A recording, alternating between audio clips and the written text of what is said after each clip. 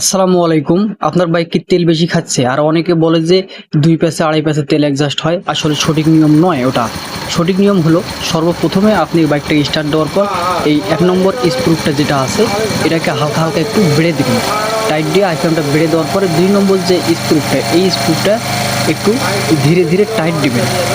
হ্যাঁ, এভাবে ধীরে, ধীরে টাইট দিতেই থাকবেন। টাইট দেওয়া যখন শেষ হয়ে যাবে তখন আবার নাটটাকে ধীরে, ধীরে লুজ করবেন। এবং লুজ করতে করতে যেখানে আপনার আরপিএমটা হাই হয়ে যাচ্ছে বা বেড়ে যাচ্ছে সেখানে আপনি একদম রেখে দিবেন। আর লুজও দিবেন না, টাইটও দিবেন না, ওই অবস্থায় রেখে দিবেন। রেখে দেওয়া শেষ হলে তারপরে আবার ১ নম্বর যে স্ক্রুটা আছে, এই যে আবার যেটা ১ নম্বর যে স্ক্রু, এই স্ক্রুটা আপনি ধীরে, ধীরে লুজ করবেন। এই স্ক্রুটা ধীরে, ধীরে লুজ করবেন।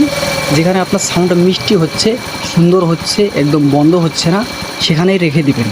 ওই অবস্থায় যদি রেখে দেওয়া যায় তাহলে আপনার তেলও অ্যাডজাস্ট হবে, গাড়িও বন্ধ হবে না, তেলও কম খাবে এবং গাড়িটা চলেও মজা পাবেন।